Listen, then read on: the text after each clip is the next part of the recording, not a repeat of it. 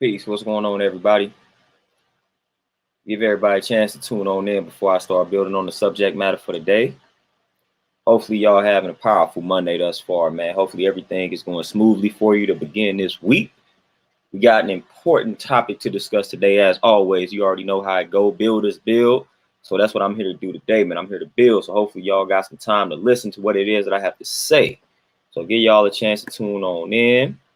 Tap in with your boy, man. So talk to me. Let me know how y'all living, man, before I start talking to y'all. Y'all know how I go. So how everybody living, how everybody holding up and maintaining out here, man.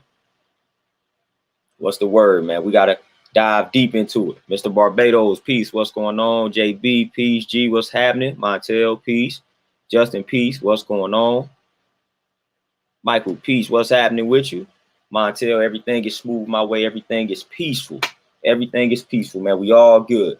Just here to pass some of that energy along, man. Just to hopefully I could be some inspiration for y'all today, a little bit of motivation to provoke a little bit of thought, man. So y'all know how I go, man. We got to touch on some things today. We got to talk about what it means to make a revolutionary, man. And it was inspired by something that I'm reading in this book, The Black Muslims in America.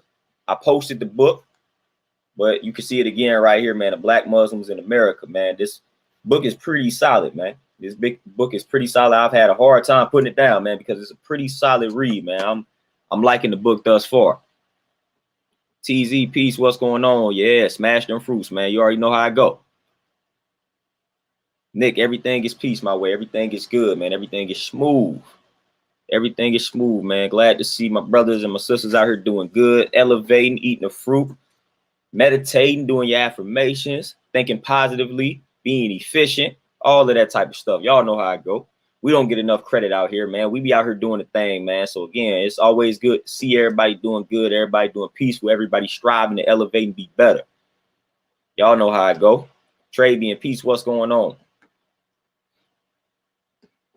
But yeah, we gonna build. We gonna build, man. This book, The Black Muslims in America, man. I'm right now just going. It's diving into, you know what I'm saying, the history of the movement, going back to what they WD for Muhammad and things of that nature when he came through about 1930 and just came with the information, just came and started the movement and created that spark and all that type of stuff, man. So we about to build on that, man. And they got a portion in this book when he talked about the making of a Muslim. And that's why I titled this The Making of a Revolutionary, man. Of course, y'all know I got to add my own spin to something when I read it, and that's the best way to comprehend. Add your own spin to it.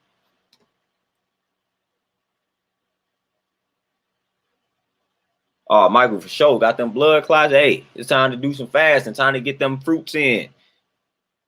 Time to get them fruits in. Do you some fasting. We got them blood clots. We got to clear that up. You already know. Tony, peace, peace. What's going on with you, my brother? For sure. But when I was reading this book, man, I'm about 50 pages in, man. I'm about 50 pages in this book, The Black Muslims in America. And when I read that part about the making of a Muslim, basically what led people to gravitate towards their ideology. And a lot of it stemmed from what the white folks was putting us through back in the day. And it was like when they heard the rhetoric that the nation was spitting out back then, it was like they resonated with it because of the things that they were going through. So the discrimination and all the racism and all the things that we were having to go through back in that day, when somebody was coming around letting you know just how wicked these folks were, and then how righteous your history actually is, then they was gravitating towards that. It sounded good because they was like, man, the way we getting treated out here, man, it's got to be something. It's got to be something behind this, man. It's got to be something better. Dominique, peace, what's happening? Oh, Joey, yeah, for sure. I know a little bit about it. But the crazy thing about it too, when it talks about it in this book, The Making of a Muslim and things of that nature, and they talked about how a lot of the people went from the Christian background and they went over to the nation. So a lot of the members, the early members, were former Christians. And y'all already know the difference in ideology at that particular standpoint. And you already know they created the little separation between MLK and Malcolm X. So at that time, when the nation was just beginning its origin around the 1930s, a lot of the former Christians were like, you know what? This Christianity ain't what's up. We finna go deal with the Muslims. We about to go deal with the nation. We about to go get down with them because of what they were saying and the rhetoric behind it. And it's this notion that black people back in the day were just passive and docile and things of that nature. Like we didn't have any fight in us. Like we didn't have slave revolts and insurrections and things of that nature. Like that was not the mentality of a lot of black people. So I don't know where I do know where we get that from, but we got to stop spitting that out. Like we were just some passive individuals that allow white folks to enslave them. No, a lot of your ancestors, a lot of your people back in the day, they fought. They stood on their square and they did not allow these white people to mistreat them, to talk to them any type of way, to treat them any type of way. So that existed, man. Again, we got plenty of slave revolts to show and prove that. Plenty of slave revolts. And then even this type of rhetoric back then, we had people that was fed up with the nonsense in regards to the passivity that Christianity was kind of promoting and pushing. They was like, you know what? This is a little too soft for me. Let me go ahead and see what these brothers talking about.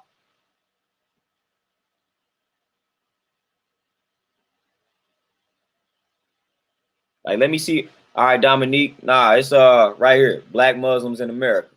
The Black Muslims in America. So when I thought about it, when I read that little portion that mentioned the making of a Muslim and what would lead people to gravitate toward that lifestyle, then I just thought about the making of a revolutionary and how a lot of times black people in the wilderness of North America, as we like to call it, a lot of us, we really don't have a choice but to be revolutionary.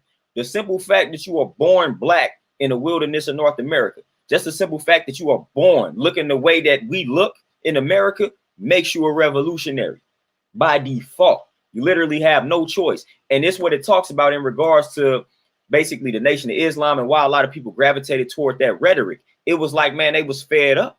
And it was in response to the white folks out here, the white nationalists and things of that nature. So a lot of people don't understand that. So it's like they try to hit you with that reverse racism, man. It's impossible because a lot of these groups that exist today, a lot of these black groups that exist today, that be talking about these white folks, a lot of these groups, we only exist because of what the white folks have put us through.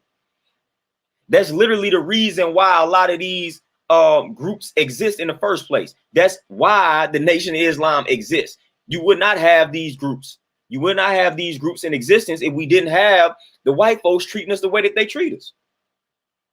So that's the sole purpose. That's the sole purpose for the origin of a lot of these groups. A lot of these groups only exist to combat the white hatred that our people have been put through, that they've been pushed on us.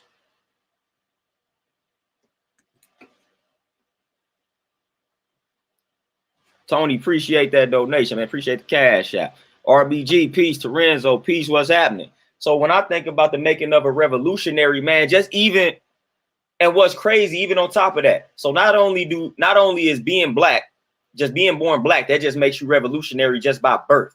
But then even simple things, Andronicus, peace, what's happening? Even things that we are supposed to be doing, since it's not the norm in the wilderness of North America, it makes you revolutionary. Like just caring about what you eat, caring about your health, that makes you a revolutionary. It's sad. That's something that everybody is supposed to do. But the moment you say I'm black and I'm about to take care of my health and I'm about to prioritize my health, you are a revolutionary. Simply because you said, you know what? I'm not about to succumb to all these ailments and these diseases that they want me to succumb to. I'm going to try to combat that, prevent that, and reverse all of that by focusing on what I put into my body and the type of thoughts that I entertain. That makes you a revolutionary. The moment you say, listen, I'm not about to travel down that road of sickness and disease, you have literally become a revolutionary. Because again, that goes against the status quo in the wilderness of North America. To be healthy is to go against the status quo. To be healthy is to be abnormal in the wilderness of North America. To be sick, to be diseased, to be sick is to be normal. To be sick is to be normal in the wilderness of North America. And that's just a fact. That's a fact. To focus on your health, that's a taboo. That's a taboo. You are weird. You are weird. You are unorthodox. You are unorthodox. You weird. When you care about knowledge and information, when you care about learning, when education is prioritized, once again, You weird. Y'all know how I go. Brothers get called nerds and things of that nature. And we last in regards to the preferred person to date and things of that nature a lot of times. Not saying that is the case all the time, but for the most part, you get labeled a nerd. You get labeled a nerd, and that's negative. It's negative in today's society. So when you care about your health, when you care about your health, and you care about education, when you care about learning, you get labeled in this negative light because it goes against the grain. Tay, peace, queen, what's going on? It goes against the grain, the Western grain. So that is literally what makes a revolutionary. It's when you wake up and say, okay, the way that they have instructed us in the Western world goes against my true nature. So I'm gonna start focusing on things like my peace. Again, that's not normal in the wilderness of North America. To be peaceful, to activate your peace, like to not be focusing on ignorance and things of that nature, to not entertain ignorance out here, like that's going against the grain. You are an oddball. You need to be out here entertaining ignorance. You need to be out here being toxic and things of that nature. See, that's when you fit in. That's when you fit in. When you trying to take care of yourself, when you striving to learn, when you striving to put healthy foods in your body, you're not fitting in. You standing out. You standing out. So those are the things that make you revolutionary. A few of them.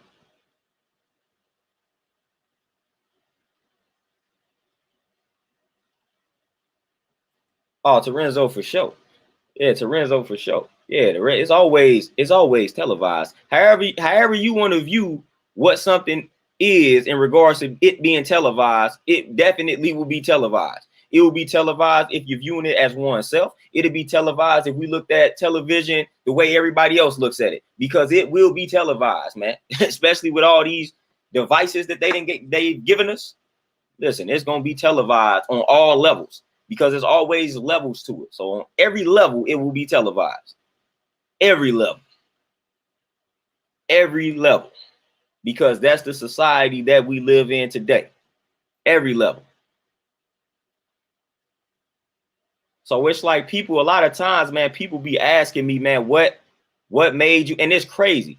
Something, and I always go back to just eating healthy, man, because that's one of the first things that I did. But a lot of times it's mind-boggling to people. They start asking questions like, what made you decide to stop eating this, that, and the third?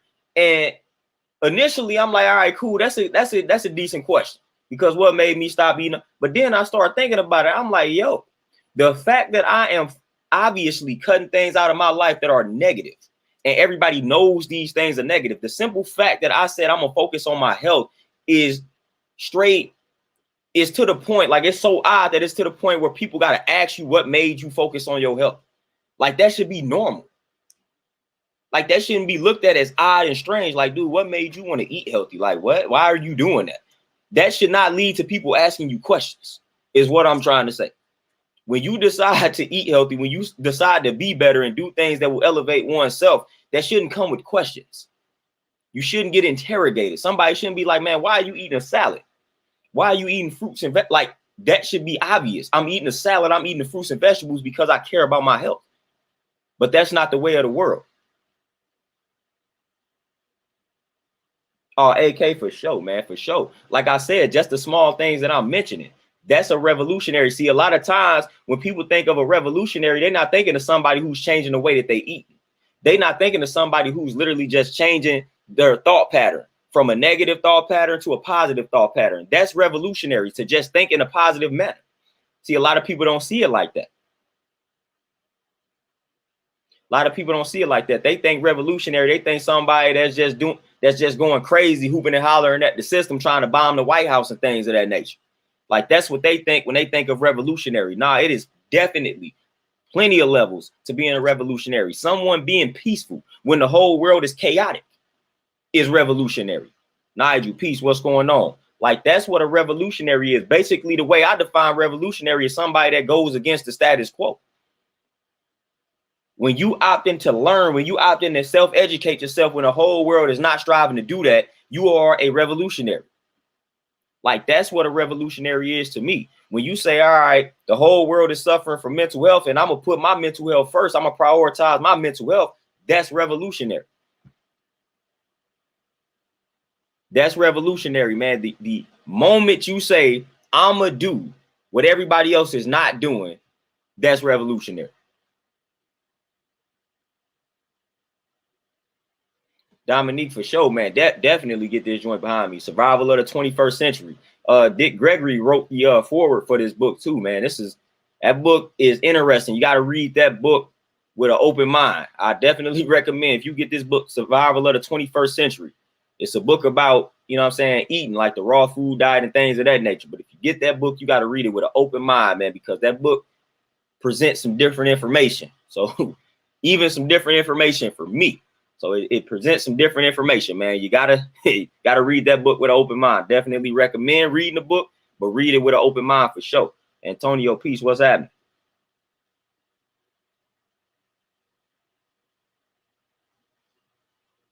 Yeah, Tay, and that's what it always boils down to. That a lot of people don't think it's just as simple as, well, I'm just deciding to focus on my health because I mean it's just the right thing to do. It just makes sense. It just makes sense. Instead of that being the norm, like I said, that's straight. Notice when you go out and go get McDonald's, how many times people ask you, man, why are you going through that drive-through to get the McDonald's? Why are you going to eat this Taco Bell? Why are you going to eat this White Castle? Why are you eating this bag of chips? Why are you drinking this soda? Nobody ever asks you questions when it comes to things or decisions like that. Nobody is going to ask you that. But they start asking you questions when it comes to things that are going to elevate you. Why are you eating this way? Why you want to start a business? Why you want to talk on YouTube? Why you want to open a gym? Why you want to do this? Why you want to do that? Why you want to meditate? Why you want to do affirmations? Why not just listen to this music? Those are the things. Those are the decisions that when you make them, people start asking questions. But you could be watching reality TV. You could be watching that and ain't nobody asking you one question. Why are you watching that? You'll be watching a documentary and they be like, why are you watching that? Is you in school or something? You studying for an exam? Why are you watching this documentary? People cannot fathom you actually prioritizing education. Like, why would you on your downtime in life watch a documentary? You need to be watching this reality TV. Like, this ain't making sense. You watching something that's educating you when you don't have to. That don't make any sense to me. You eating a salad when you could be eating this McDonald's. That ain't making sense to me. It's not making sense. Like, people cannot, that doesn't register to people. Like, it's the normal thing to do. Is what we should be doing, but it's not. It's not the norm. Anthony, peace, what's happening? And tell you, and that's why I've made statement after statement in regards to me getting very tired of explaining myself, describing myself, defining why I do what I do, because again, things are not that deep. Literally, when people ask me about the decision to go vegan, I'm like, it's really simple. I learned about the reality of the foods that I was eating, and I found that they were toxic, and I just stopped. Like, it's literally that simple. But they think it's some deep, like I had some type of cancer and I'm trying to reverse it or something like that. No, literally, I did the knowledge, I did the research to the foods that I was eating primarily at the time. And my research led me to the conclusion that the foods that you are consuming primarily are destructive to your overall health and well-being. Therefore, you should not be eating them. So I made that decision after acquiring that information. It's literally that simple. And I'm like literally tired of explaining that. Like, it shouldn't have to be all of that, man. It shouldn't have to be that. If you see me at the park, if you see me in a Starbucks, wherever you see me, if you see me out and I'm reading a book, you shouldn't just automatically assume that I'm reading this book because I'm in school. No, some people just like to read books. Like, some people just do this. Like, some people literally just do that. Just how y'all sit around and y'all gossip and don't nobody come in and ask y'all, well, why y'all gossiping? Why y'all talking about somebody that ain't even here? Like, why y'all sitting at this table and all I hear is toxicity, toxic speech? Why? Like, I don't come and intervene in y'all situations, but when they see a person sitting peacefully reading a book, they gonna come up to you. What you read? Why are you reading that? You in school? They feel like it's some deep underlying reason behind you reading a book other than you just like educating yourself. It's got to be something deeper than that. You got to be preparing for something else. It's got to be something deeper. You cannot just be sitting there enjoying yourself reading a book. You can't be doing that. That doesn't make any sense to the average person. So that's why I said again, Anything that goes against the grain, that goes against the norm, it makes you a revolutionary, man. Me not being religious makes me a revolutionary, especially in the black community, because it's very popular to be religious in the black community. So the moment I say I'm not that, then I have become a revolutionary, what some may call a black sheep.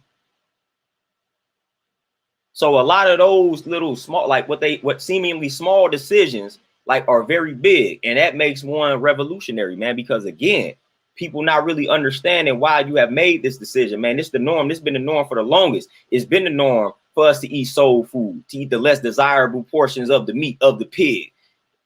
That's what it's been. That's what it's always been. That's been tradition. And you saying, no, I ain't fooling with that tradition because that tradition is bad for my health. Like, they don't understand that. See, and that's the problem with a lot of us. We too caught up in tradition. We are afraid to challenge the tradition, the way in which we was raised. We afraid to challenge that. If something goes against the way we was raised, we afraid to challenge it. Because, and why is that the case? Because that was instilled in us a lot when we were children. When you question things as a child, what did they tell you? Stay in a child's place. That was discouraged, man. They were not encouraging you to ask questions. They were not. When you ask questions in regards to certain things like religion and what we eating and why we celebrating certain things, that was forbidden. They was going to drill you. Don't you ask that. Stay in a child's place. Do as I say, not as I do. So you couldn't question authority for the most part. You couldn't question it. If you was in a church and you was a child and the pastor says something that you didn't quite understand, and you brought it to somebody's attention and they viewed it as you challenging authority, man, you liable to get beat. You liable to get a whooping or something.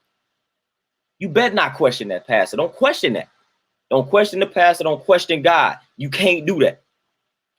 But you innocently have a question because something didn't make sense to you. Because again, children are, man, listen, children are eager. They're curious. They want to learn. They want to know. That's why they ask questions. Everybody knows that. A child is going to go through what? The question phase, where they're going to ask question after question after question after question. They're going to ask you a lot of questions. And the wrong thing to do is to shun them for asking questions. You got to let them know, man, that's part of the scientific method, man. You got to ask questions. That's how we get to the bottom of a lot of issues. We're not going to get to the bottom of issues if we don't first ask the question. If you want to reverse a condition, you got to first ask the question. What is the condition that I'm striving to reverse? Why do people get this condition? What triggers the condition? What reverses the condition? What is needed to reverse the condition? You got to ask questions. So there is not one problem that you can solve in this world without asking questions.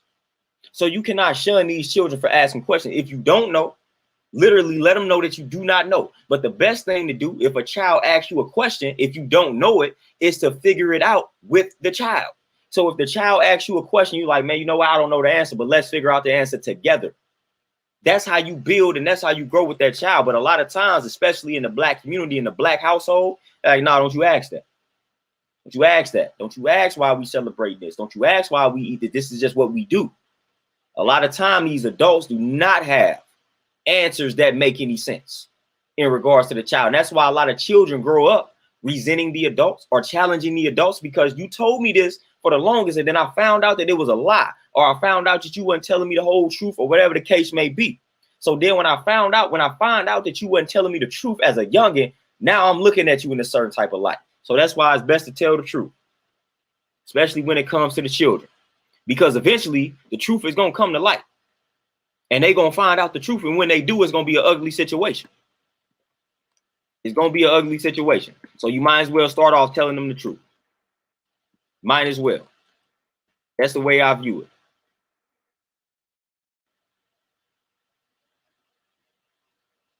And tell you that's for, man, I tell you, I've been there, done that. I ain't necessarily had a college professor to cry on me, but I've been there, done that. Been there, done that. When we start asking questions, they say you're not trying to learn. What's a question?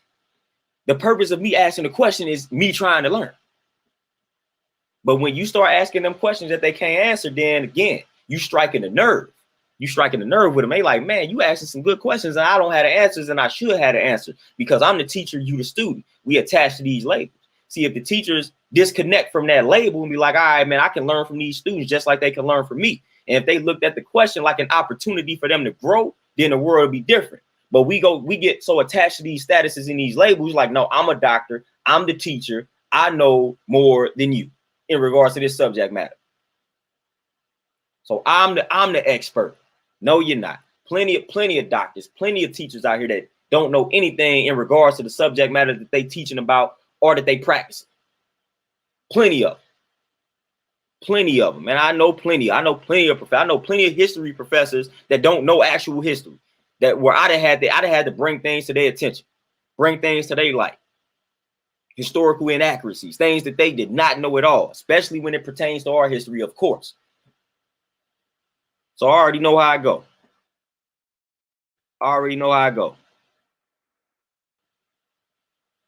Terenzo, man, you get labeled something mysterious. You get called a demon, devil. You get called all type of stuff. But I'm cool with it. Go call me whatever you want to call me. It don't really faze me at the end of the day because I have knowledge of myself. So you can refer to me as whatever you want to refer to me as. You don't hold more power than me in regards to my life. So you can speak whatever you want to speak this way. But guess who has the power in regards to how my life is going to unfold? It's me. So my word in regards to my life holds more power than your words directed towards my life. It's getting blocked. It's that shield that I was talking about. You got to protect yourself.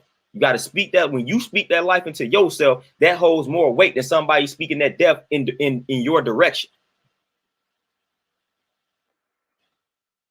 And that's just a fact.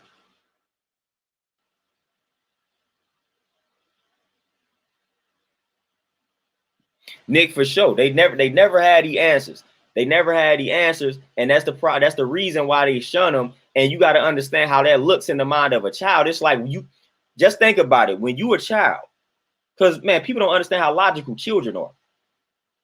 Children are very logical. So in my mind, if I'm asking you a question about religion, let's use religion. If I'm asking you a question about religion as a child, and this is something that we believe in, and this is a label that you have told me I am, and you didn't have me baptized, and I ask you questions about this.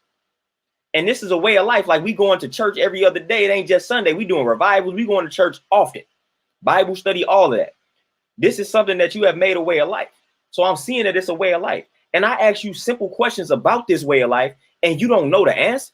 In my mind, I'm like, why are we subscribing to something that we know nothing about? That's how you look. That's how a child looking at, like, this ain't making sense to a child. Like, why is this our way of life? Like, why are we celebrating something, but we don't have the information, or like we don't have the knowledge about it? Like, that's not resonating. A child can't understand that. We celebrating something, but why are we celebrating it? And then when you tell the child, like, you basically say you don't know, or you get frustrated with them, then that child mind like, we don't know why we celebrating this. They literally don't know. And then it's gonna give birth to somebody such as myself. I'm gonna grow up and I'm gonna be like, forget religion, because y'all didn't let me find the truth. Y'all should have told me something else. Y'all should have gave me an answer. When you don't give somebody such as myself an answer, guess what? When we get of age, we gonna start searching for them answers, and we gonna find them. And when we find them, it ain't no turning back, because now we like, oh, okay. Not only did you not know the answer, but the answer that you would have probably given me would have been false, because this religion, the history behind this religion is toxic. It's been whitewashed. It's been rewritten, revised, and things of that nature. So the answer that you would have given me, or the pastor would have given me, would have been a lie for the most part.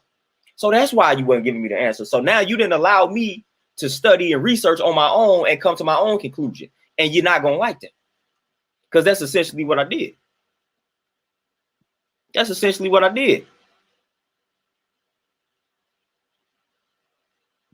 Ms. Donnie, for sure. Just answer the question. And again, if you don't know the answer, it is okay to say, I don't know the answer. I can't tell you how many times somebody asks me something, I'll be like, you know what, for now, I don't know. But I'm going to get back with you. I'm going to do the knowledge. I'm going to research.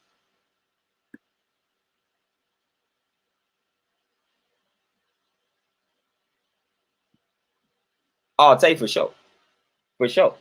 And even still, like, I ask questions more so on a personal level. Like, I don't, like, when it comes to certain topics and whatnot, I don't even care anymore to ask questions, because now I just do the knowledge. But now I ask a lot of questions pertaining, like when I'm talking to people, I just ask them questions about themselves. And it's just crazy. That's how I know for an absolute fact 100% that a lot of people lack the knowledge of oneself. And again, that's revolutionary, just knowing yourself. Because I will ask a lot of people a lot of questions, man. A lot of people complain. A lot of people come to me with problems and things of that nature, man. And I just start asking them questions about themselves. And man, a lot of people, man, don't know simple questions. Like if I ask them a simple question like, who are you? That is, listen, a lot of people can't answer that question. What a lot of people will do when you ask them the question, who are you? A lot of people gonna answer that question based off what other people have told them about themselves, not how they actually feel about themselves. And that's crazy. That's crazy. So if I ask you, who are you? You got to have an answer. You got to have an answer for that. But a lot of people do not have an answer. A lot of people ain't thought about that particular question to the point that they have absolutely no answer to that question. Who are you? That's a question everybody should be able to answer. That's the most important. Why are you able to answer all other questions, but not who are you? And a lot of people cannot ask that question or answer that question. A lot of people, most people probably cannot answer that question. I'm talking about as soon as you ask them. Like people, you give them a night, you give them a day or two, then they may come back with an answer because they got to think about it. But I'm talking out the gate, off the head. As soon as you ask them, who are you? They don't have an answer.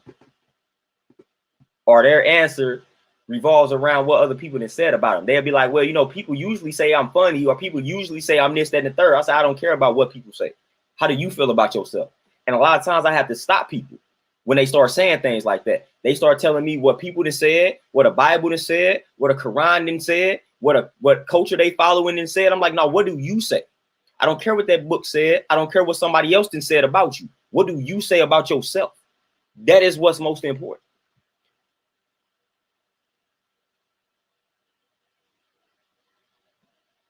Antoinette, Peace Queen, what's happening? What's happening? That's what's most important. It ain't about what somebody on YouTube said. It ain't about what a book said. It ain't about it ain't about that. It ain't about any of that. It ain't about what it ain't about what your mom said. It ain't about how your pops define and describe you. It ain't about how your sister define and describe you. It's about how you define and describe yourself, man. How are you defining and describing yourself? I literally do not allow for anyone to define my life and my reality. That does not happen. That does not happen at all. I'm to the point like people be doing tarot cards and things of that nature. Man, I don't do any of that. Listen, I'm the sole controller of my life. So therefore, the only perception or perspective that matters in regards to how my life will unfold and turn out is mine. I don't give that power to any and everybody else. I don't give that power to anything else. I don't care if you think that you can predict my future. I don't care if you think you can read my palm and tell me how my life is going to turn out. I really don't care. Because at the end of the day, I'm the sole controller. What I say about my life is final. Not some energy or vibe you picked off from me. I give nobody that type of power. Everybody that knows me know I don't subscribe to any of that. No, I don't deal with any of that. Because again, I got the power. I don't need a tarot card reading. I'm my own tarot card. I read my own future, man. I predict my own future. I write my own history in advance. I don't need for anybody else to do that. I can read my own palm. So I do all of this stuff for myself, man. So that's why I don't give that power to anybody else, man. I'm my own psychic.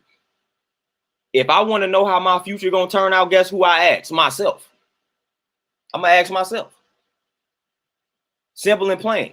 I don't go to anybody else for that nonsense, man. I don't.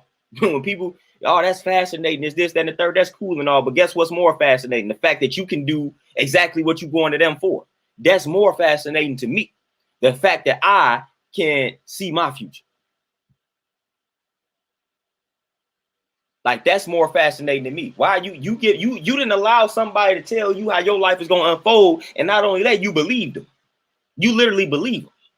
And then when your life unfolds according to that, you don't understand that that's placebo. You don't understand that's placebo. The simple fact that somebody told you something about your life and you believed it is enough for your life to unfold according to that. That's why I say the only thing that's important is what you say about your future. You need to placebo your own self. So somebody else tells you something, you believe them based off of a title or a status. You be like, oh man, this person obviously must be correct because they didn't did this for other people. So therefore, this person has authority in regards to this particular field. So I must believe what it is that they saying about my life. Placebo. So your life may unfold exactly how they said it was. See, the people that do that type of stuff, man, the only thing they have mastered is psychology, the subconscious mind, the conscious mind. That's it. They know psychology, man. They know and understand the mind. That's why they're able to look into you and decide what's gonna happen. Because they understand psychology, man. They understand psychology, they understand energy, they understand frequencies, vibrations, things of that nature. It's simple. All you got to do is study those things for yourself, and you can do exactly what they do. And you could even do it to other people if you want it.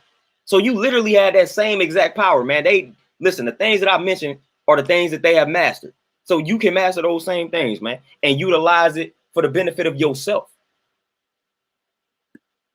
But a lot of people don't think that they have that power. A lot of people think that it's something special about these people. It's something special. No, it's something special about you. It's something special about you.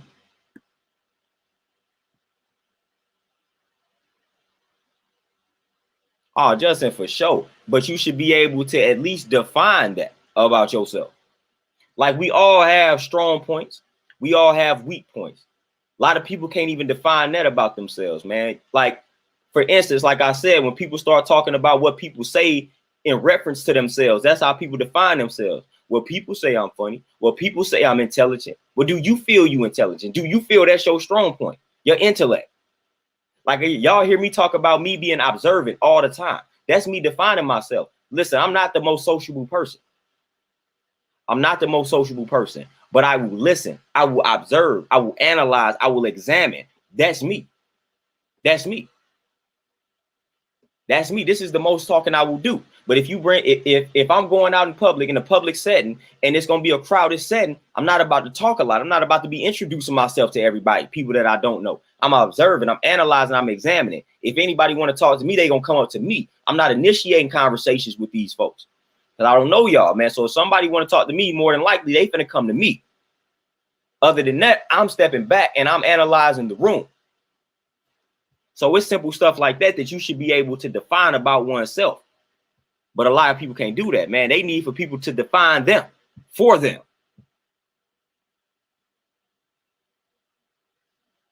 Dominique, for sure.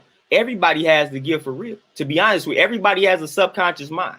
All you got to do is be able to access that subconscious mind, and therefore the gift has been activated. So we all got that gift.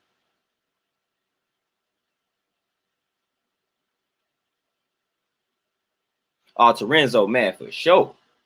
I've seen I've seen the same scenario unfold, and I'm like, and I got the same response you have. It's like, so what?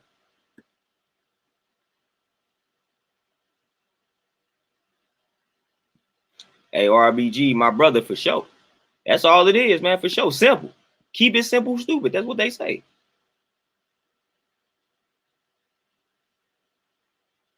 Nick, for sure. And a lot of people don't understand when I say I'm not really with all that. A lot of people think that I'm saying I'm not with it for like religious. Oh, man, you must think that's witchcraft. No, man, some of them people can be accurate. I'm not denying their gift. What I'm saying is it's useless to me because I define my reality. So I really don't care about having somebody else trying to do that for me.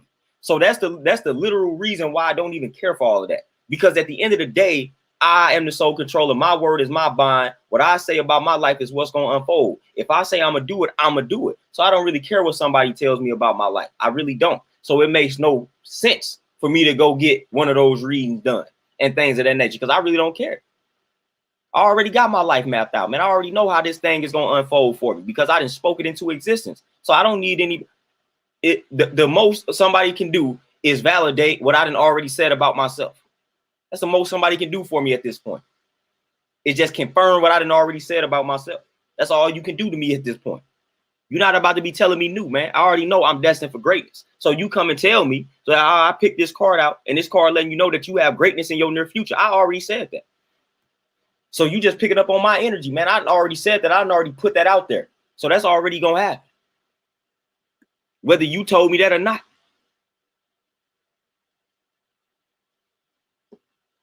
Thunder, for sure. Peace, what's happening? Dominique, man, for sure. And people don't understand that, man. Your ways and actions, your words, everything. Again, we talking about what makes one revolutionary. Man, the words that you speak, the thoughts that you think and entertain make you revolutionary, man. You got to watch what you say. You got to watch what you think, and you got to watch how you move. All of that is connected. All of it is connected, man. What the Bible say, man, I paraphrase the Bible, man. They say if you talk about death enough, death is going to come. So that's why a lot of these brothers, man, their music is filled with death. And it's not surprising that death follows them and eventually catches up to them. If you talk about death enough, man, that's what's going to happen to you. So why would I sit here and talk about it in the light that they talk about it? Now, I'm not saying death in and of itself is not something that's negative, but the way the brothers go about talking about it, the bodies that they didn't caught, how they feel like people after them and things like that. Like when you talking like that, then obviously, essentially, inevitably, it's going to catch up to you. So I don't speak like that, man. If I'm talking about death, it's more so what do we think happens after we die? Like the positive side of death and things of that nature. I'm talking about it in that light. I'm not about to be talking about it in the sense of I'm catching bodies. I feel like people will after me. Nah, I ain't talking about it like that. I ain't talking about like that. Nothing good comes out of that. Time, peace, what's happening? So if you, and then you got to watch who you associate with. If you associate yourself with a person of that caliber mentally, then listen, you may be an innocent bystander one day, because this person that's surrounding you, all they think about is death in that negative light, in that negative realm. And then you happen to be with them one day, and then boom, there you go. Innocent bystander. Innocent bystander. You was a victim of their foolishness, of their ignorance, of their negativity, of their toxicity. So you watch who you associate with. Because again, people don't understand your words, like the things that you receive in regards to the words that you put out, don't just directly affect you. It will indirectly or directly affect those around you. And that affects you. That affects you.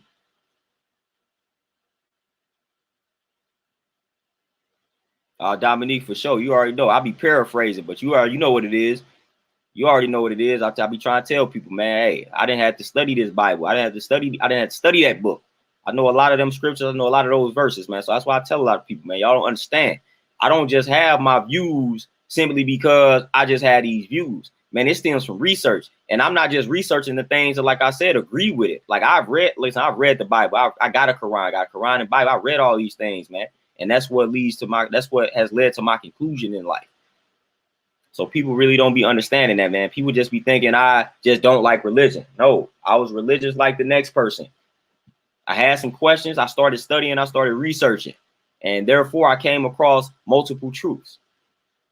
You can't be mad at a person for studying and researching and coming across multiple truths, especially when he was not given proper answers. So you cannot fault a child for doing that. Like I said, children, curious mind. So you cannot fault a child for being curious, for being eager to learn and know the truth. Because at the end of the day, like I said, that's in our nature to want to know the truth. The children have that question phase because they want to know the truth. So just supply people with the truth and that will eliminate all of this nonsense. You keep telling your children that there is a such person as Santa Claus. Stop doing that. Because then all they're going to do is find out that is some nonsense. That is just you. You telling them about Easter bunnies and tooth fairies and things like that. Quit doing that. What are you like? Quit doing that, man. Tell the children the truth. You're not going to kill their childhood by saying there is no Santa Claus. It's me doing this. Basically, what I'm telling you, there is no Santa Claus. If we decide to celebrate Christmas, what's happening is I'm rewarding you for your good actions throughout the year on this particular day. There is no Santa Claus. Forget that. All I'm doing is you was good all the way up until this point, and you came to me with a list, and I supplied you with everything on that list to the best of my ability. That's what you tell them. That's what you tell. You ain't killing anybody's childhood. You killing a childhood when you keep making them believe things that ain't true, and then they find out that it's not true. That's killing a childhood, man. That's killing a childhood. So people be coming at people such as myself saying, man, y'all killing these people, y'all killing these kids' childhood, y'all killing the fun. Y'all killing the fun. Nah, man, stop blaming it on, stop utilizing the children, man, as a scapegoat. Y'all celebrating these things as adults, man, because y'all want to celebrate them, man, because y'all fool with things, man. Quit trying to use the children. Quit doing that. As Cam said in his song, they can't miss what they ain't never known. So quit doing that. You taught these children to about a tooth fairy, about a Santa Claus. They didn't know anything about that without you having to instill that in them. They wouldn't have cared. If they would have woke up one day and you would have just had a tree and some gifts, then they would have been like, cool, this is what's up. This is what's up. I like this. This is what's up. They don't care about all that nonsense. They don't care about a Santa Claus. They don't care about a tooth fairy. Care about none of that. How you killing a childhood by saying, all right, it really ain't no tooth fairy, but every time you lose a tooth, I'm gonna put $1 under your pillow. I'm gonna put some money under your pillow. That's me doing that. Man, you ain't killing a childhood, man. You're not killing a childhood. Come on, and that's part of being revolutionary too. We got to steer away from these Western traditions, man. These Western traditions are crazy. Crazy, man. We got to get, when you steer away from these Western traditions, when you say I don't celebrate this, that, and the third, all these garbage holidays, when you say I don't do things like tell my kids about Easter bunnies and tooth fairies, then again, now you are revolutionary. Things that we shouldn't be celebrating and doing anyway, when you acknowledge it and actually stand on that and actually put it into motion, you are revolutionary. You are revolutionary for sure. But I don't have any problem, man. I'm sick of these Western traditions, because these Western traditions don't have anything, most of them don't have anything to do with people that resemble my pigmentation. So why am I even gravitating toward this nonsense? Why am I even celebrating this nonsense? Why am I using children as an excuse, as a scapegoat to celebrate the nonsense? No, that's done. That's dead. We're not doing that. We keeping it real, man. We keeping it real. We telling the children the truth. And that's another thing too. That's another thing about this book, The Black Muslims in America. They talked about the membership, and it's a few things I want to build on. They talked about the early members of the Nation of Islam. And we already know for the most part, a lot of them was brothers that had a horrible past, when they was gamblers. Like, you know what I'm saying? You had like pimps and all that type of stuff, incarcerated brothers. Like, they came out, they got this knowledge, and a lot of it changed and things of that nature. But the early membership, one thing that I can respect about the early membership, it was a lot of youth. It was a lot of youngins. It was a lot of the babies, as we say, are the greatest. So it was a lot of them. It was a lot of the teens, man. The teens was getting this information about the black man and his history. And they was like, you know what? Y'all done raised me in this Christian household, but man, what they talking about in regards to the black man and his history, this is making way more sense to me. So they hit the youth. They hit the children. Because as they say, a lot of times when people get of age, when it comes to certain beliefs, they get stuck in that, they get stuck in a ways. They get stuck in that thought pattern. So they was hitting the youth, because the youth is more open and receptive to that information. So the nation knew that. And that's one reason why we say the babies are the greatest. We ain't wasting time trying to communicate these things to adults, because for the most part, when you hit a certain age, you stuck in your ways.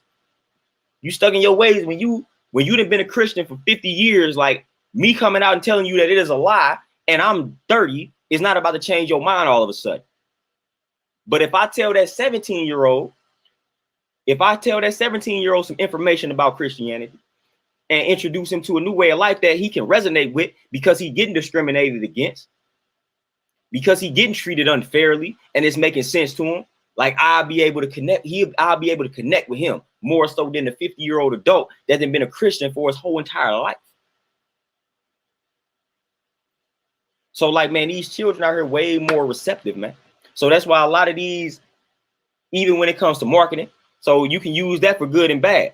So like these big corporations, they use that for bad. They know that the child's mind is impressionable. So that's why they market a lot to the children. But in the same breath, that can work for good when it comes to speaking the truth. You got to speak the truth in a way that it resonates with the younger generation. That's the way we're going to go about change. When you speak the truth in a way that it resonates with the younger generation, then you will have that change. Because that younger generation, boom, they're going to be like, all right, this makes sense. This makes sense. Therefore, we finna create a nation revolving around this. So that's why a lot of these movements, if you do the knowledge to a lot of these movements, it'd be a lot of young people, like these, what they call black nationalist movements and things like that. It'd be a lot of young black adults, young black children, and it'd be a lot of people that had them bad past, man.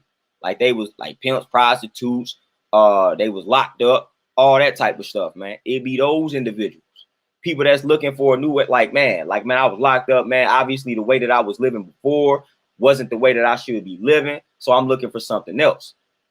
I'm looking for something new. Like those are the individuals that you will see gravitate towards these newer movements. Like when these movements was fresh, that was the membership. And another thing that I found interesting, DJ Elmo, peace, what's going on? Another thing I found interesting when it came to this Black Muslims in America book, one fact that I found interesting, and this is something I've always stated, but they talked about the membership early on mainly being men. And how when you looked at the Christianity and, you know, the Baptist church and things like that, how the congregation was mostly women. See, you still see that to this day. When you look at Christianity, when you look at those mainstream religions, the congregation is primarily women. Now, when you look at some of your other cultures, like the 5% Nation, that got like NOI, things like that, man, you're gonna have a lot of men in movements like that. What I realized and understood, of course, you're gonna have your women in a lot of these movements. But when you have some of these Black movements, it'd be a lot of men in these Black movements. But then when you go to Christianity, and this has been a problem, I've heard people say things like, it ain't enough men in the church. Like these young Black men don't want to go to church, as if that's a problem. But when you look at the congregation, it'd be a lot of women. It'd be a lot of women when it comes to Christianity and things of that nature. It's a lot of women in the church. That's why I consider that joint pimping half the time. But when you look at a lot of these Black movements, man, of course you're going to have, and shout out to the sisters that's a part of these Black movements. But it, like the disparity, it is way different opposed to the actual church. Opposed to the actual church. You look at the church, you go to the church on Sunday. Like, listen, I'm gonna be honest with you. If you a dude and you looking to meet a woman, man, go to church. Go to church. Go to church. That used to be a joke, man. Like people literally was like, man, I go to church to meet women. That literally was some of the reasons why dudes went to church, because that's where you're gonna find them. Now, again, and even when you look at the NOI, again, what you got to think about too, when you look at the NOI, when I read that in the book, a lot of the women that come to some of those movements only come to those movements because of the men. So it's a lot of women that became Muslims because the man. So we got to realize that. So even with some of these movements, the only reason that you have women in a lot of these movements is because of the man. Because of a man. They was dating a man. Man, y'all seen this in history.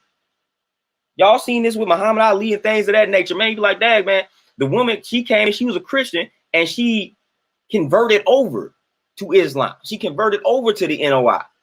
So you got a lot of that. You got a lot of that. But when they come to church, when they come to Christianity, nope, they in there. They are in there. So like when you are a sister and you say, forget the church, you are one revolutionary individual. You are very revolutionary, because that is uncommon. That is uncommon for a sister to be like, I don't fool with the church. I'm fooling with this movement on her own accord. That's very revolutionary. That is very revolutionary. I don't know. Like I said, I see a few other people didn't realize that, but man, I've always realized that. I've always wondered why. Literally always wondered why when you see these movements like that, when you see the church, it is all women in here. Like the dudes do not be wanting to go to church. It's almost like, man, look, I ain't about to fall victim to it. It's almost like we view it as pimping. Like it's like I'm not finna fall victim to that. I'm not about to go deal with that. I'm not finna put up with that, man. I'm not going there. I'm not doing that. It don't make sense to me. I'm not about to have somebody touch my head and act like I fall out. Like I'm not finna do that. Forget all that, man. It seems like it's a pimp show going on. I ain't going. Like I ain't going.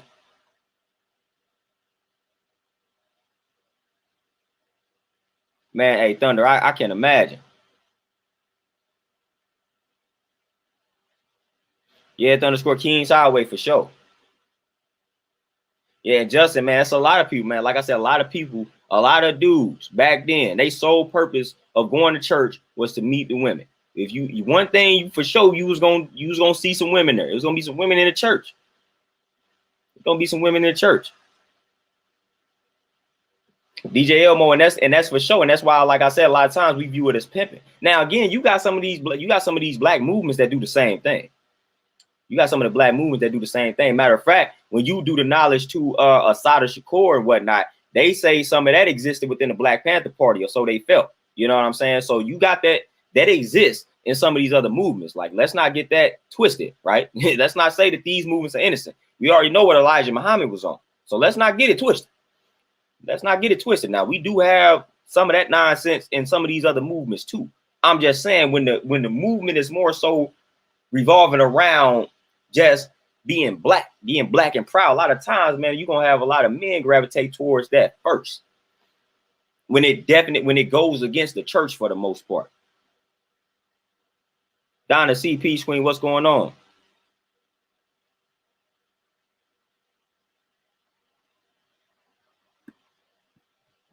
Oh, Michael for sure.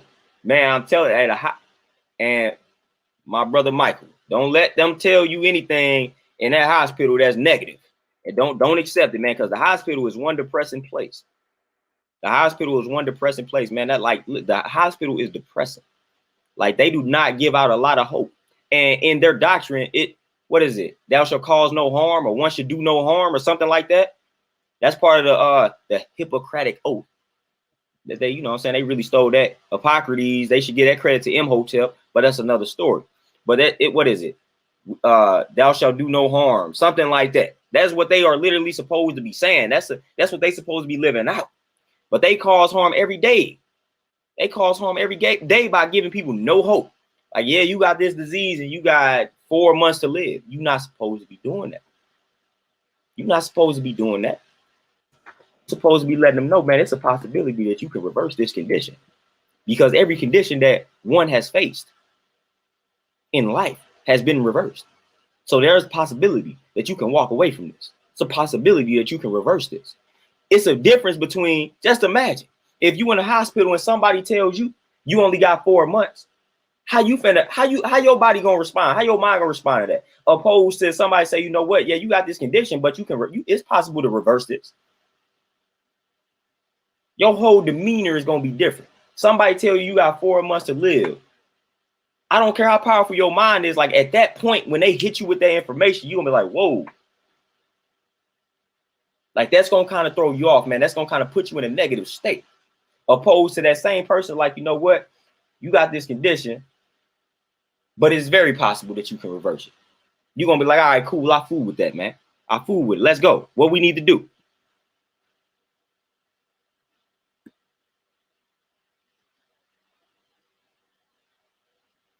Thunder for sure, man. I already know. Yeah, Dominique, man. That's what I'm saying, man. Them hospitals, man. That's why when you go to that hospital, you gotta protect your energy. You gotta protect yourself, man, because that hospital, man, it's like you go there to die. Like, literally, it's not much positivity floating around in the hospital, man. Not much. So you got to speak that life into yourself, man. You can't accept anything that they about to tell you in that hospital, because for the most part, they may tell you something that's negative. They may have you feeling like you literally, like I said, about to die next week, and it may be something minor and small. So I don't entertain a lot of times, man. Like I said, I rarely find myself in a situation where I got to go deal with those people, man. But when I do deal with it, man, I know if they telling me something negative, even if I got to go deal with it for somebody else, if they tell me something and I feel like it's negative, I'm like, bro, don't even listen to that. I'm all about solutions. When somebody tell me, like, I done had people come to me and say, man, I got this type of cancer, I got that type of cancer. I'm not about to be like, dang, man, that's trash, man. A lot of people don't make it with that cancer. I'm about to be like, man, you know what? I think I got some information for you. Now, if I give you this information, give you this supplement, or give you these supplements to get, or give you these foods to eat, and you choose not to get the supplements and eat the food, then that's on you. But I'm focusing on solutions. I'm focusing on solutions. What can we do? So you brought this problem to me. You say, I got this cancer. They say it's fatal, but I don't believe it. So, all right, man, what can we do? What can we do to reverse this? That's what I focus on. That's what I focus on. I ain't got time for that. I ain't gonna focus. I ain't gonna put too much emphasis on the sickness, on the disease. I'm not gonna do that. Once you let me know what it is, then I'm already knowing it's an imbalance. So we need to get the body back in balance. That's all we need to do. That's all we need to focus on. The body is imbalanced. That's why the body is sick. So we need to get the body back in balance to promote the health, to manifest the health. Down to see, we just brought up that Bible verse and everything. We literally just was talking about that. Literally. Dominique had to supply the Bible verse for me because of course I be paraphrasing. I don't be remembering the stuff verbatim. So I paraphrase it to the best of my ability. My brother Dominique had to supply the Bible verse to me, but we just talked about that. Life and death is in the tongue, man. You talk about the death enough, it's gonna come. So that's why we speak life. Speak that life. That's the worst thing you can do is speak that death, man. That's the worst thing you can do in a negative manner. Because again, death in and of itself is not negative, but the way we talk about it tends to be negative. Tends to be negative. But it's beauty in death in and of itself. Like sometimes in order for things to be reborn or for people to be born, one has to die. So again, that go and you apply that to self. In order for a new you to have to be born, the old you has to die. Literally. Like this is happening with the cells that make up your body, man. Some of these cells are dying in order for new cells to be born. So this is literally what's happening. But the way we tend to go about talking about death in today's society, that's what causes death to hit us the way that it's hitting us.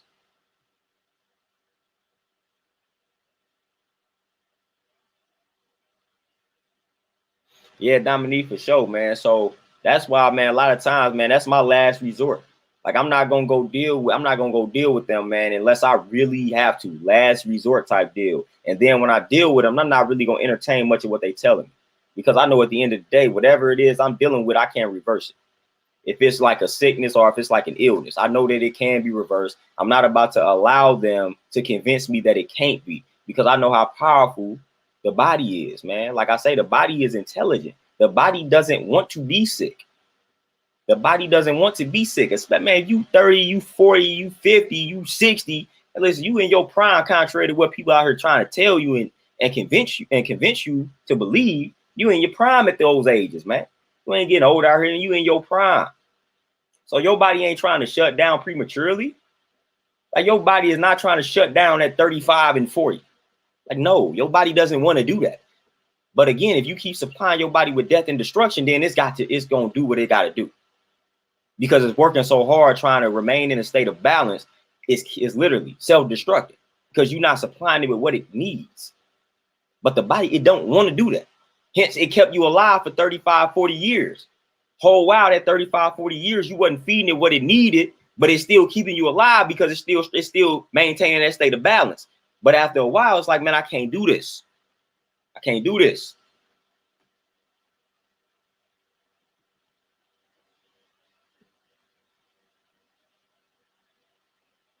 Oh, DJ Elmo, that's one of my favorite books, man. Medical Apartheid. That's one of my favorite books for sure. I read that book early on in this journey. I came across Medical Apartheid, man. That's one of the best books in regards to this whole entire subject matter. One of the best books you will ever read, man. One of the best books. One of the best books you will ever read in regards to this subject matter. And Justin, man, you gotta do you some fasting, some straight water fast, man. That's gonna get your digestive system right. And do some liver cleanses, man. Get the gallbladder, get them gallstones out your system. So you need to just do some cleanses and things like that, man. Hit you some fast and whatnot, and that'll clear everything up, man. Because again, like you got digestive issues, I guarantee you got some gallstones within you that's backing you up. Guarantee you doing that. Y'all guarantee you got that going on.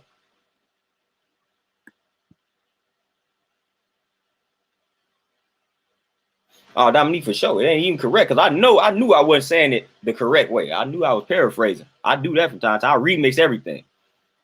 Unless I got the book right by me.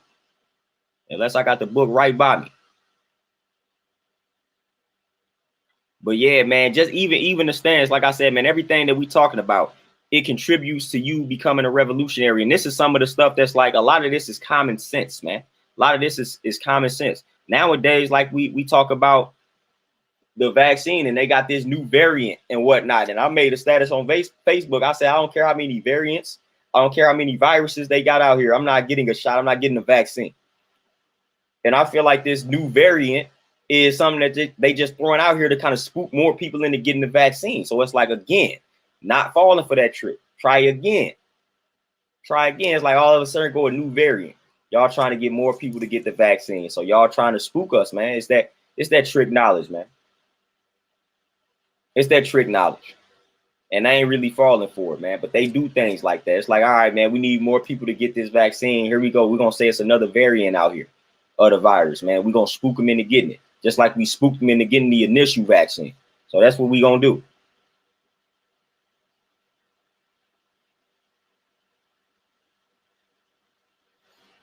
Justin, for sure, man. Sometimes it's bigger than just eating healthy foods, though, because you got to understand how long we done been eating trash.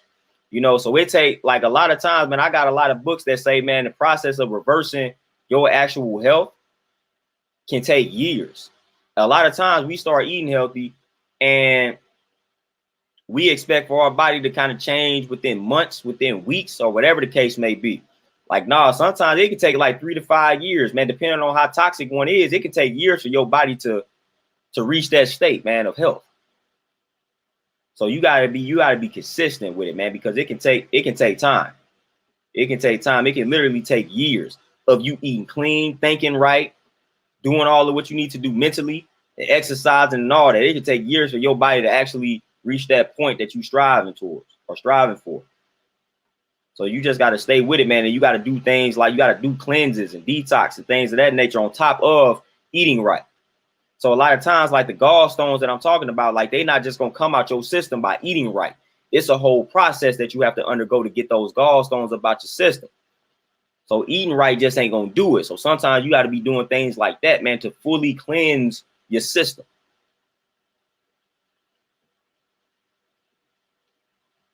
Like sometimes, man, you can wash your car, man. You could just go to, a car wash where you boom, put the quarters in the machine, and then you get the little sprayer and whatnot. You just wipe the car down like that, but then you get that mug deep detailed and all that.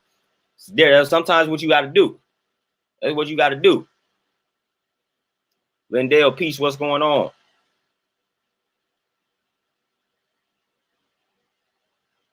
So yeah, sometimes that's how you got to go about it, man. You got to get deep. You got to get deep into the internal system, and the only way to get deep into the internal system is to do certain cleanses and detoxes, things like that, man. You got to do the liver cleanse, like you literally got to do things like that, and a lot of those things require a process, not just eating clean. Like it's certain concoctions that you got to create in order for those gallstones to get up out your system. It's a whole process. Like you got to set time aside to say, I'm gonna do this liver cleanse. And you got to create certain concoctions. So that's how you really got to go about it, man. A lot of people don't be understanding that, man. So it's deep.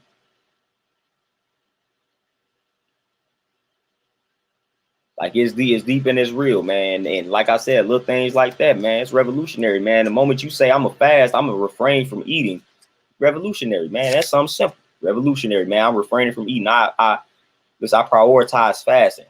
I try to fast 2 or 3 times a month. It's revolutionary, man. People don't do that. We in society where we overindulge. We overindulge. It's gluttony. We gluttonous. We greedy out here when it comes to eating. We eat too much. We eat too much. What's crazy is we eat too much. We overfed, but we malnourished at the same time. So we eat too much, but we're not eating enough. We're not eating enough of the right foods.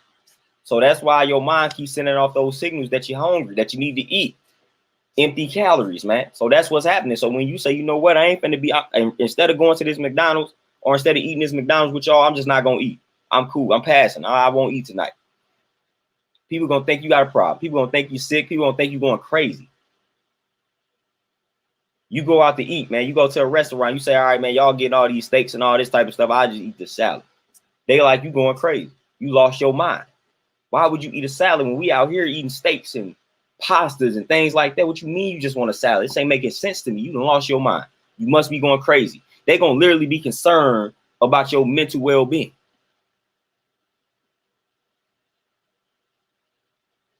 Like literally. They literally be concerned for you, man. When you be like, man, you know what? I'm good. I ain't gonna eat tonight. Y'all got this McDonald's here, man. Y'all got this food that I'm good. I ain't gotta eat. I just eat these fruits or something, or I just eat this vegetable. I eat these vegetables, this salad. I'm good. I don't need all that. Y'all put stuff on the grill. I don't eat anything y'all put on the grill, man. Just give me this salad. Just give me this broccoli. Just give me this asparagus, whatever it is that you consuming. They're like, man, this dude must be crazy. Must be insane. Because I'm not indulging in the norm. Justin, man, listen, I want to grab. I got a book right here, Justin. I got a book right here. The Liver and Gallbladder Miracle Cleanse. Got a book right here. I would recommend getting this book because he pretty much breaks down how to go about the cleanse. Let me see if I can find. Let me see if I can find one because there's several different ways you can go about doing it. But let me see if I can. Let me see if I can find it, man. Just so you can get an ounce. I mean, not an ounce, but just so you can see what type of stuff you may need. All right. So it say to remove gallstones, you need the following items: 6 1-liter containers of apple juice, and of course you're gonna get the organic joint. 4 tablespoons of Epsom salts dissolved in 3-ounce glasses of water. Half cup, 4 ounces of cold pressed virgin olive oil. 2/3 glass of fresh grapefruit juice or fresh lemon and orange combined. 2-pint jars, one with a lid. So these are the things that he's telling you that you need. Now, in regards to the process, that's when I recommend getting the book because I ain't about to read the whole process. Now, I'm gonna eventually do a video on this, do a video on this liver and gallbladder cleanse. But everything that I just mentioned, that's what he say that you need for the particular gallbladder cleanse or liver cleanse to get remove the the gallstones. 5-star piece. What's happening? Crown Heart, you say put veggies on the grill for sure. Yeah, for sure. Even when you do that, and DJ Elmo, yeah, you don't, yeah, right, yeah, you don't do that. You a Muslim and all that type of stuff. You all that, are you like a hippie or something like that? Like I said, you done lost your mind. Like, man, you don't eat no meat. Hey, oh my goodness, you lost your mind. You a hippie. You weird. They think you just sit and hug trees all day. If you say you don't eat no meat, like literally, they think you one of them individuals that just sit and hug trees all day. Like, nah, this ain't that. I go hard in the gym just like the next person.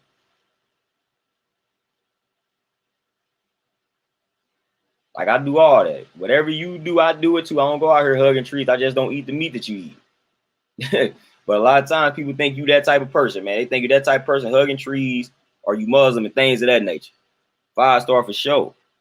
Tranquility, man. That's the word for the day. That's the word for today.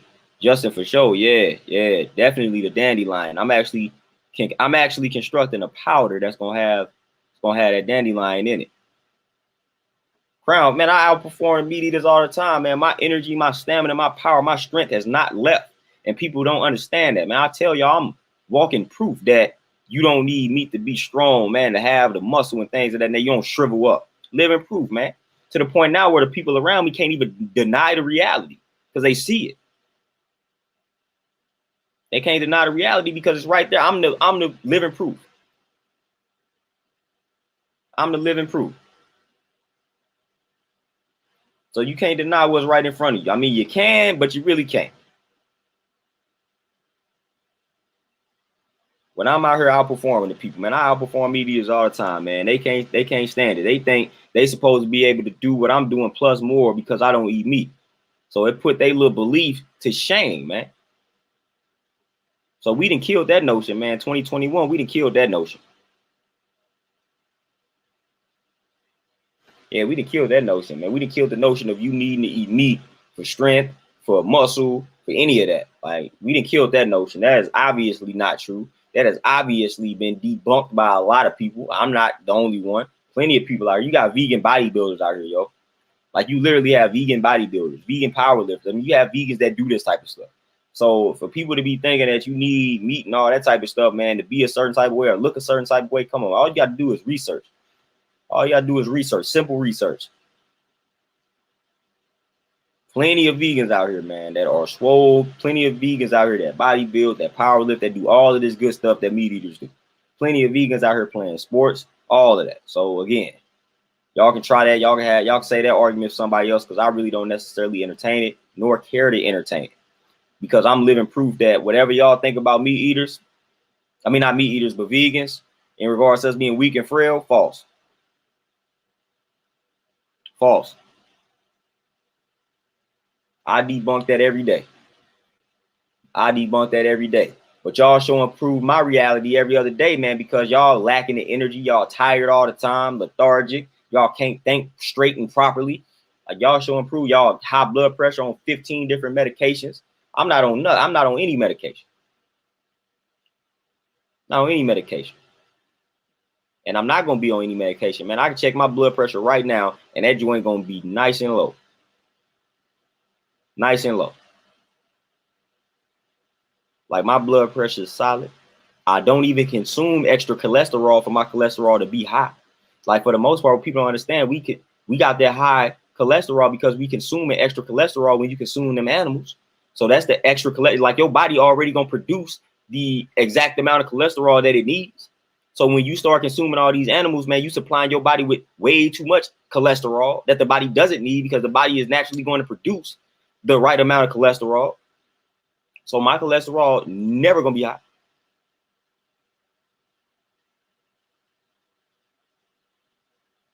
Lorenzo, man, I don't fool with creatine at all. I remember, and this I didn't fool with creatine back when I fooled with everything.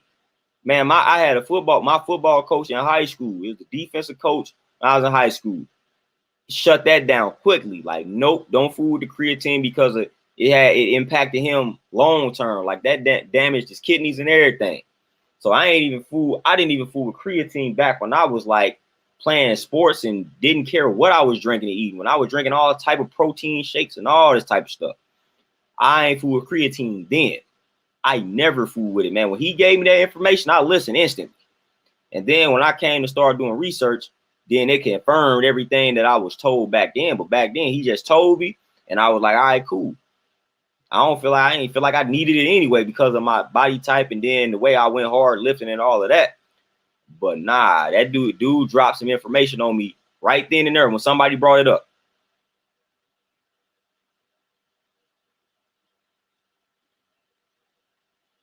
Sharif, man, for sure, man. That high blood pressure. Listen, when people tell me it's a few things when people tell me that they suffering from and they want to get off the meds, that is real. High blood, when you suffering from high blood pressure, listen, you should not be on no blood pressure medication. That is one of the simplest things to get under control, like your blood pressure. The fact that they are out here prescribing pills to regulate the blood pressure and lower the blood pressure is ridiculous. Your blood pressure, getting that blood pressure under control is very simple. It is all dietary. All dietary. Like they should not be the first thing they thinking about. Let me go ahead and give you a pill. Man, listen, if you want to get your diet, if you want to get your blood pressure under control, change the ways you eat, go plant-based, that blood pressure gonna get under control. Miss Donnie, I read slightly up on that. Not all the way educated on it, but it's a lot of other like systems and whatnot that kind of revolve around that or kind of have similarities to that joint based off of what I had encountered in the research. Like I almost got a similar vibe when I was looking into Qigong and that type of stuff. And they talk about Qi and all that good stuff.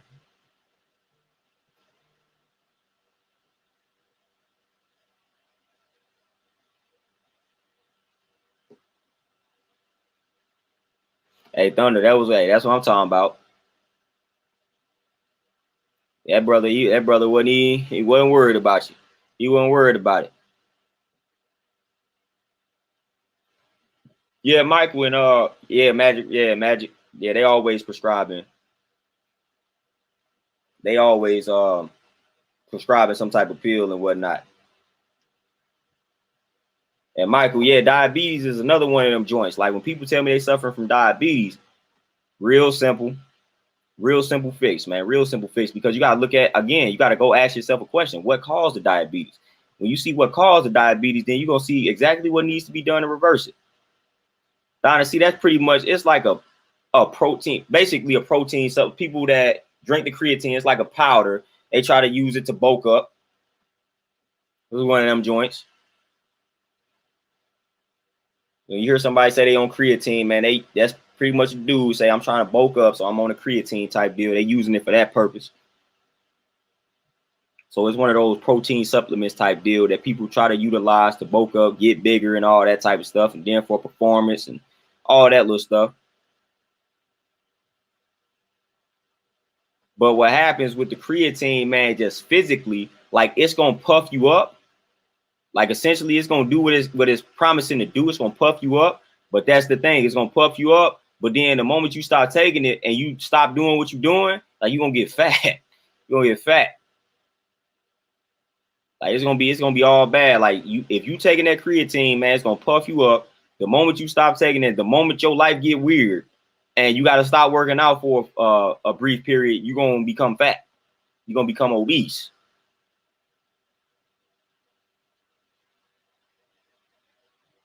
Miss Donnie for sure. Yeah, definitely interesting. And dang, Thunder, you posted that right when I said that joint. Right when I said that joint. But yeah, Miss Donnie, for sure. That's why, like Qigong, man, for the longest when I was looking into Qigong, man, when they started talking about that Qi and stuff like that, man, just controlling that energy, like that was big for me, man. That made a lot of sense. That's why, like I said, I gravitate towards things that resonate with me and make sense. That made sense. So I'm like, all right, since this makes sense, then I can fool with this and incorporate this. Oh, Michael, for sure. Like, man, Michael, whatever it is that you dealing with, the blood clots and all that, you got that. That's reversed.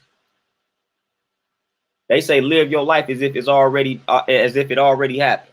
So whatever condition it is that you facing, you live your life as if you already cured from it. Donna, see, it's supposed to be more effective, you know, more effective. So that's why, you know what I'm saying? It's like having multiple powders, multiple protein powders, and you opt for one brand over the other. It's just supposed to be something that's more effective, according to some, because it will puff you up for sure. You take creatine, you will get bigger. Like that is just going to happen. Sometimes people be taking the protein powders and they don't necessarily work for them in regards to them getting bigger.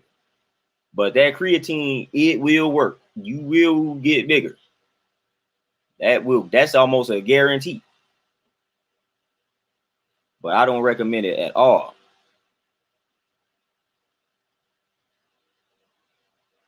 Hey Nick, man, it's a brother in my cipher over here in St. Louis, man. He actually teaches comedic yoga. Like he actually teaches it. And then when I was studying Muay Thai Ashby, if you don't know anything about Muay Thai Ashby, go on Amazon right now, look up all his books. And I came across comedic yoga via his book, the comedic diet. I got several books that he has written. One of them is on hold on. I already know, man. Let me go find that joint. I ain't got it on me. I don't want to get up. Let me see. Muay Thai Ashby got a lot of books, but that's one of my favorite authors there. But let me see. He got a book. Yeah, Egyptian yoga, the philosophy of enlightenment. Muay Thai Ashby got that. Egyptian yoga, the philosophy of enlightenment. Some of the books that I was reading, man. So yeah, I definitely been hip to comedic yoga. But my problem is I'm stubborn when it comes to like yoga and stretching. So that's why I don't do that consistently enough. Like I lift, I work out, but I don't stretch at all how I should. So I'll be coming across the yoga information, Egyptian yoga, comedic yoga. I just don't practice it enough. So I got to stay on that.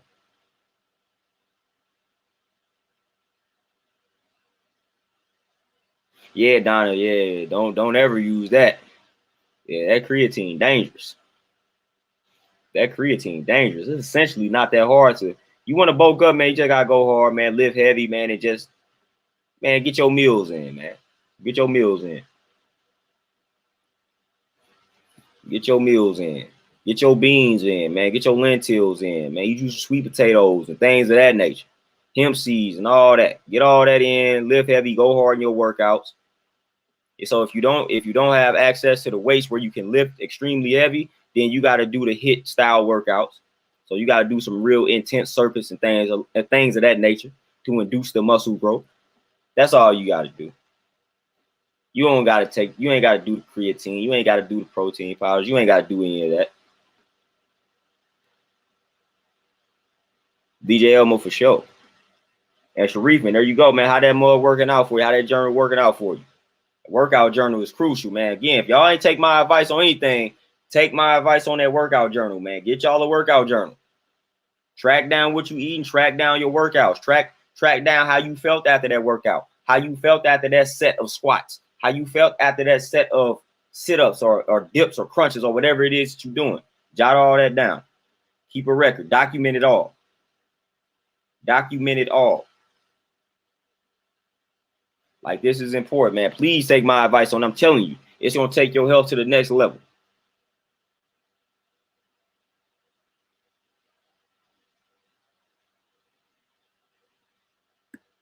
Oh, Nick, for sure.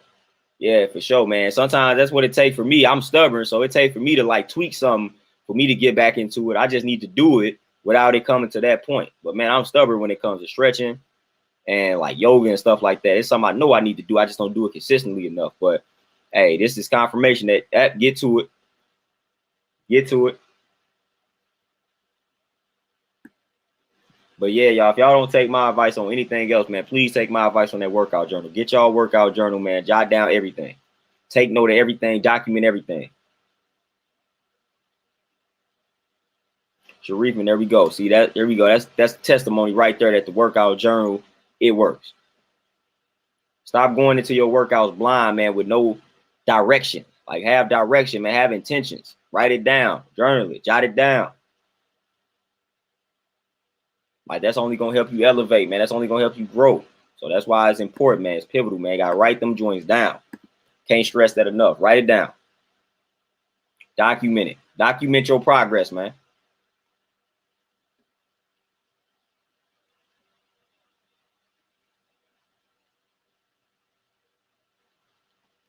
Like, let's get it, man. But like I said, with that being said, man, I didn't tap into a lot this particular stream. We ain't finna go too overboard because again, I'll probably tap in with y'all tomorrow. Y'all know how I do. Stay consistent with the streaming.